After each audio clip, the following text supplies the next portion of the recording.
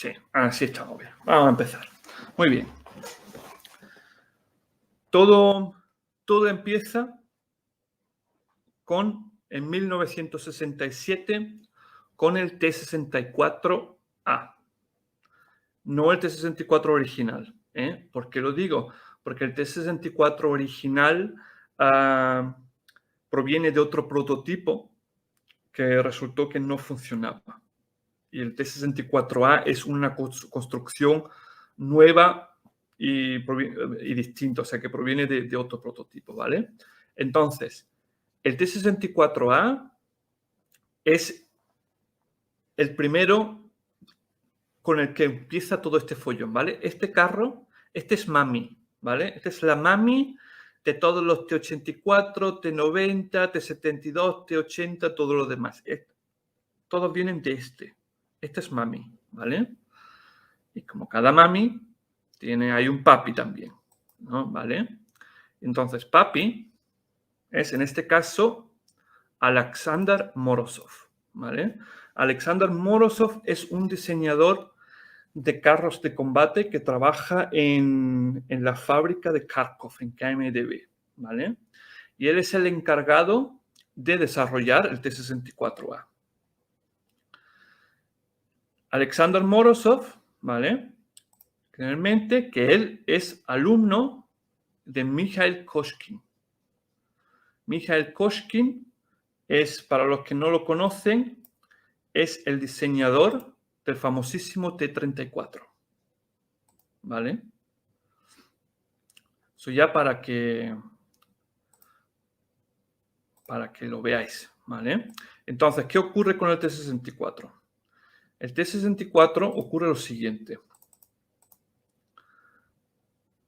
Alexander Morozov es un diseñador muy, muy futurista. O sea, es una persona, es un genio de su época, y es una persona que va 10, 15 años por delante de todo el mundo. O sea, la idea es que esta persona tiene todavía no se ha construido, por así decirlo. Entonces, ¿qué es lo que pasa? Él desarrolla o hace los primeros planes para desarrollar el T-64A, que es este, ¿vale?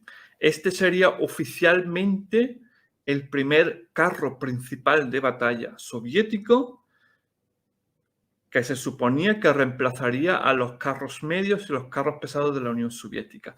La misma tendencia ocurrió también en el bando de la OTAN, ¿vale? Entonces, creo que pasaba que este carro era tremendamente futurista.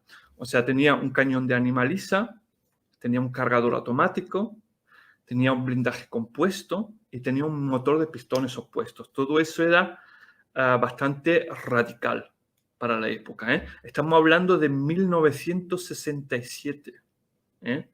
O sea, estamos hablando de una época cuando el M60 era súper nuevo y el Chieftain acababa de entrar en servicio. O sea, en esta época no existían ni siquiera prototipos del Leopard 2 o del Abrams. Solo para que lo veáis, en qué época estamos hablando. ¿No? Muy bien. Entonces, ¿cuál es el problema? Que como este diseñador va muy por delante de su tiempo, pues él trabaja con otro ingeniero, obviamente, con otra oficina de diseño, con distintas fábricas, para desarrollar todos esos componentes que había dicho. Pero ¿qué pasa? Que son componentes que van muy por delante de su época y por lo tanto no son componentes que están bien estudiados, que están bien testeados y todas esas cosas. Entonces, obviamente, como el carro va por delante de su época, bajo el punto de vista técnico, el carro iba unos 8 o 10 años. Por norma general se puede decir más o menos unos 10 años, dependiendo luego qué aspecto tecnológico estamos hablando, pero así, por norma general, unos 10 años iba el T-64A, por delante de su época, ¿vale? ¿Qué era lo que pasaba? Que los primeros bueno, eso ya empezó con el T-64 original, que era ya que era un carro, con eso ya se empezó primero a trabajar con el T-64 original. Pero ¿qué pasa? ¿Qué problema había? Que había muchísimos problemas de fiabilidad, de construcción, todas las cosas, claro, porque todo era súper, súper moderno, todo había que aprender a desarrollarlo, había que aprender a construir esos componentes, a usarlos, todas esas cosas, ¿no? Y por norma general, este carro en sí, viendo los problemas que al principio habían, y además que también era bastante caro para la Unión Soviética, el carro habría sido cancelado. ¿Pero qué era lo que había ocurrido? Que había otro señor que se llamaba Dmitry Ustinov. Dmitry Ustinov es el ministro de la industria militar de la Unión Soviética.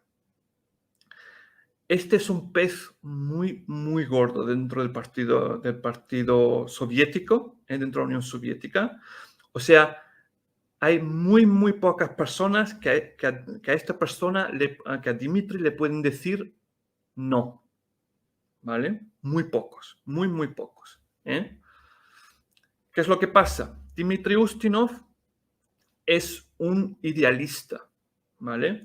Él está, por lo que yo he podido leer, entonces, él está muy convencido de la doctrina, de la ideología comunista, y él piensa que la doctrina comunista tiene que demostrarle a la doctrina capitalista que ellos son mucho mejores, ¿no? Es su ideología. De ahí que que esta persona tiene un afán muy grande, un fetichismo, por así decirlo, con todo lo que es nuevo y revolucionario. Todo lo que es nuevo y revolucionario le molan a él muchísimo, mogollón. Entonces, ¿qué pasa? Que él se entera de que Alexander Morozov está desarrollando el T-64 y que es un carro revolucionario, que va 10 años por delante de su tiempo.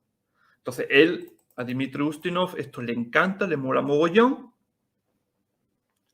y él se encarga de proteger este proyecto y de que no sea cancelado, ¿no? Vale, hasta ahí todo bien. ¿Qué ocurre después? Entonces, ¿qué ocurre después? Durante todo ese proceso de evolución del T-64 al T-64A, con el T-64A se van arreglando muchísimos problemas, ¿no? Pero uno de los problemas principales del T-64 es el motor de pistones opuestos, ¿vale? El motor de pistones opuestos inicialmente era un motor de aviación, pero que a Alexander Morozov le mola mucho porque al ser un motor más plano, permite hacer el carro más pequeño. O sea, requiere menos espacio dentro de un carro. Y segundo, que debido a que son como el motor de pistones opuestos tiene una única cámara, tiene dos pistones, pero una sola única cámara de combustión. Y esos dos pistones que se mueven, se puede ajustar dependiendo de qué combustible le meto. O sea, y esa es la otra ventaja, que permite utilizar un motor multicombustible también. Es una cosa que le mola mucho a Morozov, ¿vale? Muy bien. Pero por entonces las pruebas no estaban muy seguros de si efectivamente este motor iba a funcionar o no como se debe, ¿no? Entonces de ahí que dijeron, no, vamos a crear un programa paralelo, donde se construye este mismo T-64A, pero con otro motor. ¿Y cuál motor iban a coger? Pues el clásico W2, que era el motor en V de la Unión Soviética y que estaba ya en uso en la Unión Soviética desde el BT-7M. Sobre el T-34 T54, 55 y T62, todo en sus versiones, mejoradas, ¿no? Y pues eso. Entonces, de ahí que decidieron crear ese proyecto en paralelo por si el motor de pistones opuestos no funciona, de que sigan teniendo este carro pero con un motor distinto que ya se sabe que funciona, ¿vale? Entonces, ¿qué es lo que le pasa? ¿Qué pasa con este asunto? Que le dan dicha misión, dicho encargo, se lo dan a un diseñador jefe que se llama Leonid Kartsev. Leonid Kartsev es también un diseñador de tanques, pero va completamente por otra vía que Alexander Morozov. O sea, mientras que Alexander Morozov es un futurista que va siempre muchos años por delante de todos los demás, Leonid Kartsev es como Mikhail Kalashnikov. O sea, tiene más o menos la misma filosofía. O sea, él es un experto en coger un proyecto y hacerlo barato, sencillo y que funcione. ¿Vale? Este es el gran punto fuerte de este diseñador. Entonces, ¿qué es lo que pasa? Hay que tener en mente que dentro de la Unión Soviética hay distintas oficinas de diseño de carros y estas compiten entre sí por el favoritismo del partido, ¿vale? O sea, de Moscú. Entonces, hay que tener en mente que KMDB está en Kharkov, está en Ucrania. O sea, lo cual eso ya nos dice un detalle muy importante, que el T-64 es técnicamente hablando, es un diseño ucraniano, no es ruso, es ucraniano. Eso va a ser relevante luego para después, cuando lleguemos a la segunda parte. ¿Vale? Muy bien. Entonces, Leonid Kartsev es eso, no es un tío futurista, no es un tío que va por delante de su época, pero sí es muy bueno cogiendo conceptos futuristas, llevarlos a la realidad y hacerlos sencillos, fiables y baratos y que funcionen muy bien. Entonces, Leonid Kartsev ve el diseño del T-64A y ve que hay muchas cosas que están muy bien, pero él ve también que hay cosas que se pueden mejorar, hacerlo más fiable, más barato. Y entonces hubo una fecha donde decían, ¿no?, que este proyecto de T-64A con motor en V tenía que ser presentado para las pruebas estatales. Pues Leonid Kartsev, ¿qué es lo que hace? Es un rebelde y se salta las normas, se salta ese encargo y pone otro proyecto y cuando llega esa fecha pone otro proyecto, lo lleva al campo de pruebas, ¿vale? Y este proyecto era lo que después se convertiría en el T-72. Entonces, ¿cuál es la diferencia entre T-64 y T-72? Que aquí vemos la torre es casi igual, el blindaje frontal de la barcaza es idéntico, pero el cañón también es el mismo y otros demás aspectos. Pero ¿cuál es la diferencia? Tiene un tren de rodaje distinto, tiene una suspensión distinta y tiene un cargador automático distinto. Y el motor es también distinto, obviamente, porque era el motor en V. O sea, es 4 cosas distintas. O sea, es casi un gemelo del T-64A, pero tiene 4 diferencias fundamentales. Y claro, eso en sí, en los tiempos de la Unión Soviética, eso era una barbaridad, lo que esta persona hacía, lo que esa persona hizo. Pero ¿qué pasó?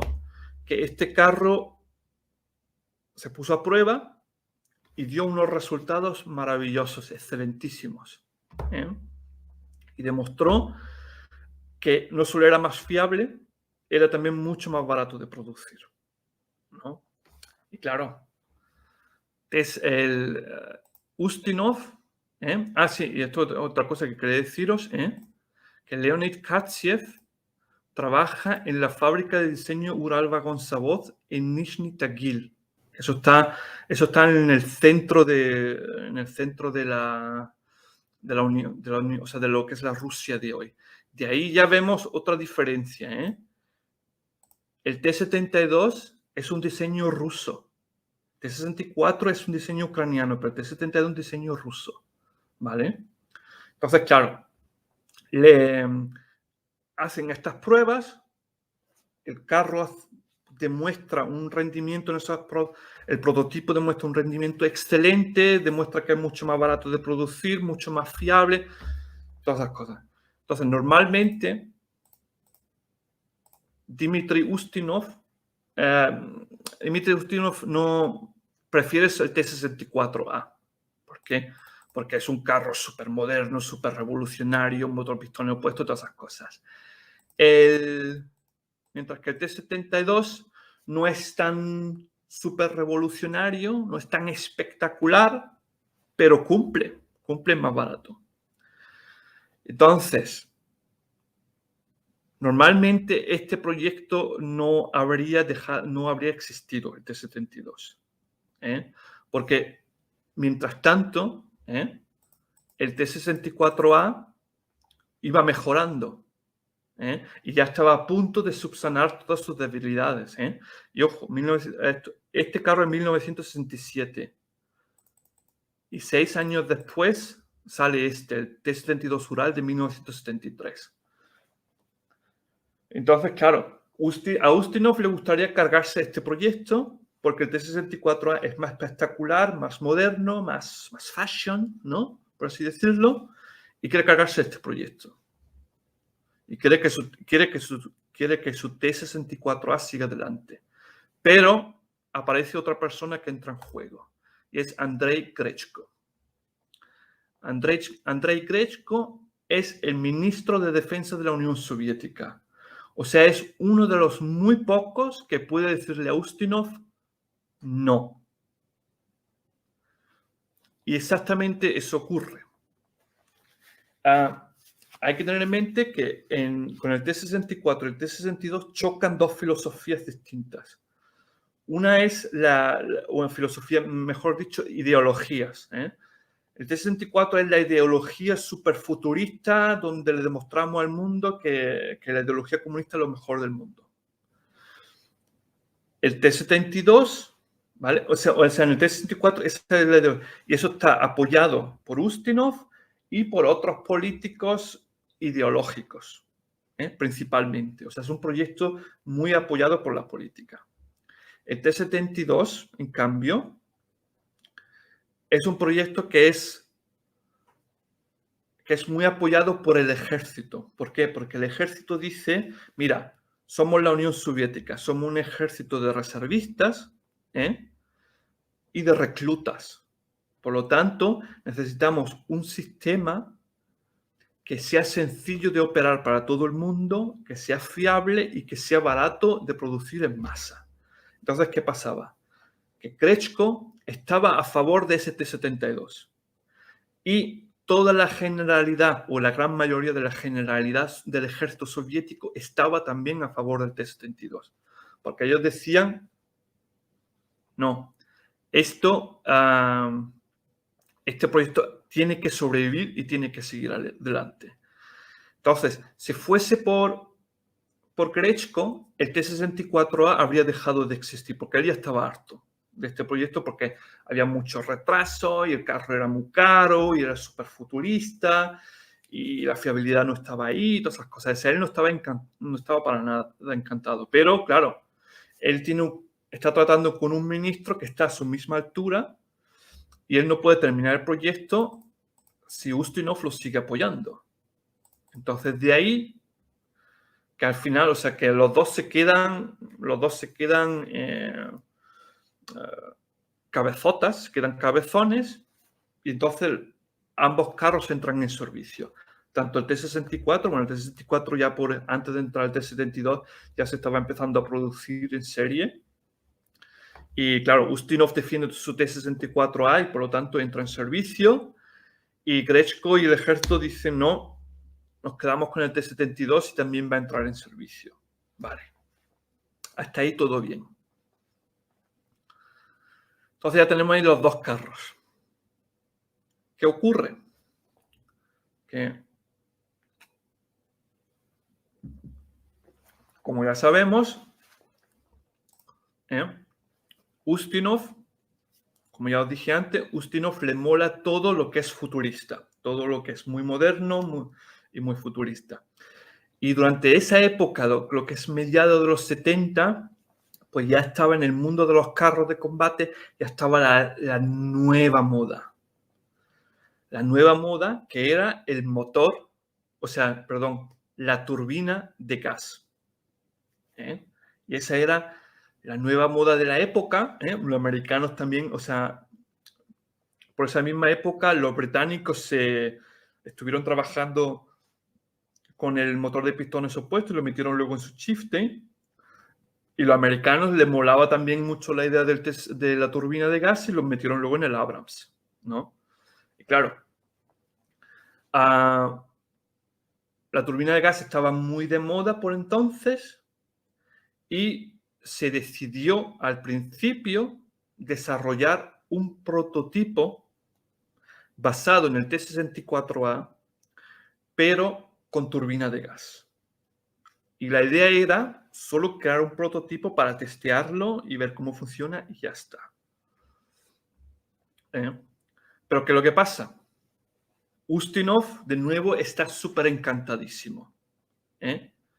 Le mola mucho la turbina de gas y dice, vamos a llevar este proyecto hacia adelante.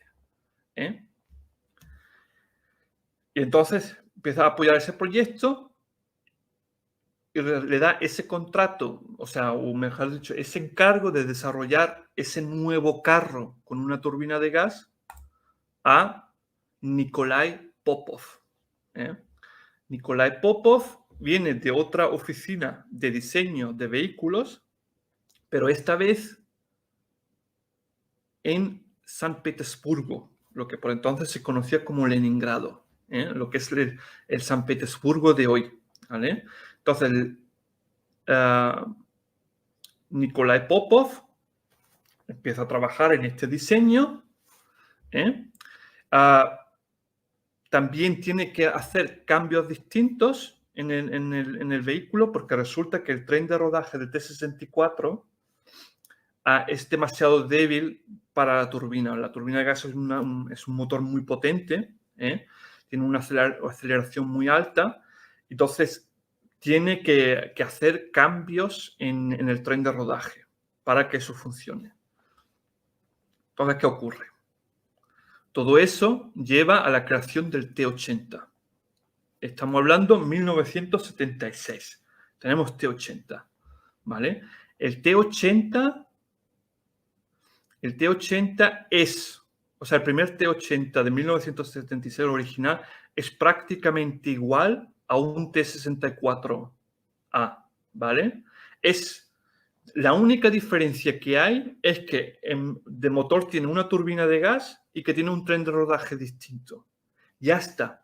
Todo lo demás es igual a un T-64A. El mismo frontal de la barcaza, el mismo blindaje frontal de la barcaza, tiene una torre también que es prácticamente la misma, y todo eso lo demás.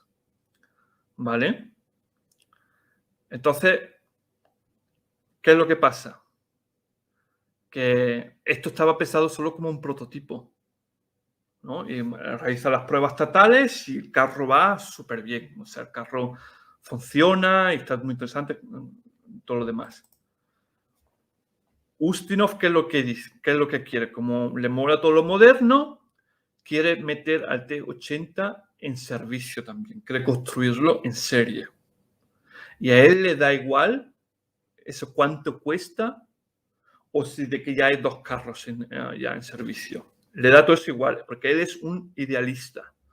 Él quiere demostrar al mundo que la ideología comunista es la que gana, es la mejor. ¿Vale?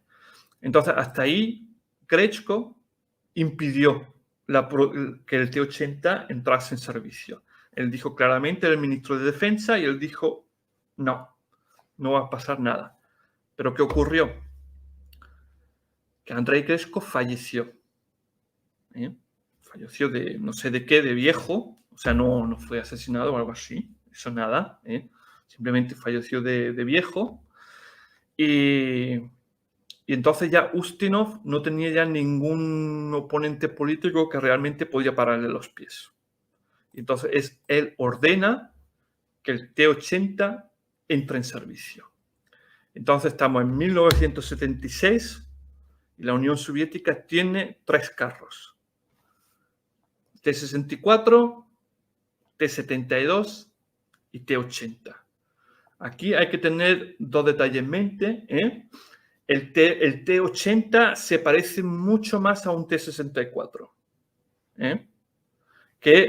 O sea, se parece mucho más al T-64 que el T-72. Entonces, dicho de una forma sencilla de entender, T-64 y T-80 son hermanos, mientras que T-64 y T-72 son primos.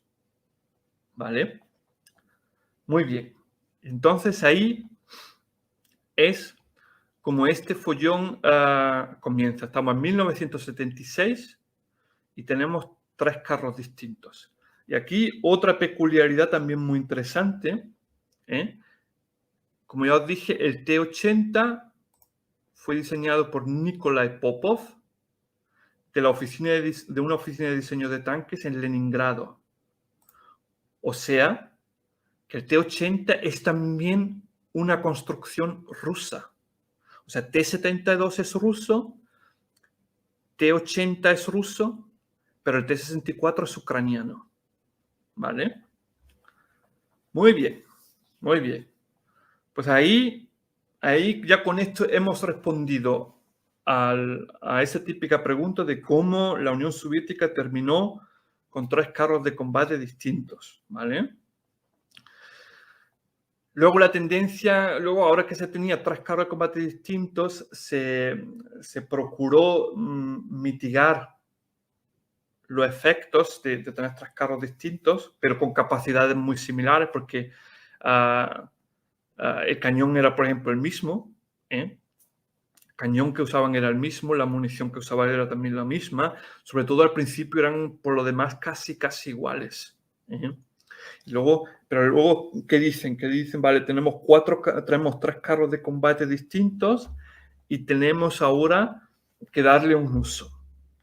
Claro, el T-80 era el carro más potente de todos. Era también mucho más caro que el T-64 debido a la turbina. O sea, no solo ya por construcción, sino también por su uso.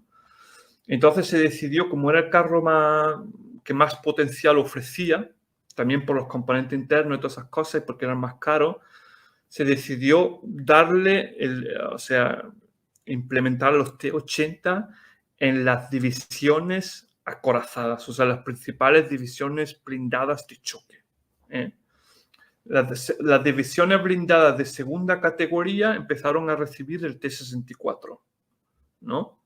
Y luego las divisiones de infantería empezaron a recibir T-72. Claro, hay que tener en mente que 3/4 de todas las divisiones del ejército soviético son divisiones de infantería.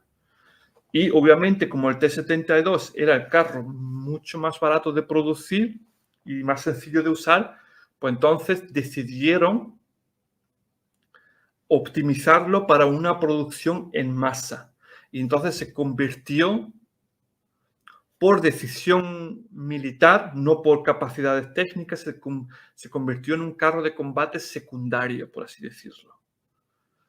Pero eso fue solo por esa decisión militar, no porque el vehículo tuviese desventajas o algo así. Para nada, porque el vehículo podía, todo lo que se requería en esa época, el T-72 lo cumplía, ¿no? Pero claro, como era más barato, y pues se decidió, vale, vamos a producirlo en masa, y como lo vamos a producir en masa y eso tiene que ser lo más barato posible, pues solo le instalaban los sistemas más básicos. O sea, un sistema de tiro básico, visores y cosas así por el estilo. El cañón sigue siendo el mismo y la munición, ¿no? Y luego tenía el motor, ¿no? Que era también motor ya en 800, primero 780 caballos, luego ya después subieron a 840, ¿no? Pero que era eso, que tenía que ser barato, porque había que producirlo en masa. Mientras que el T64 y luego más tarde el T80 recibían lo mejor, o sea, los mejores visores, el mejor, y sobre todo el mejor sistema de tiro. También se dice en las fuentes que el entrenamiento de los carristas de T64 y T80 era mejor que los de los carristas T72. ¿Vale? Muy bien. Pues ya hemos respondido aquí a la primera parte.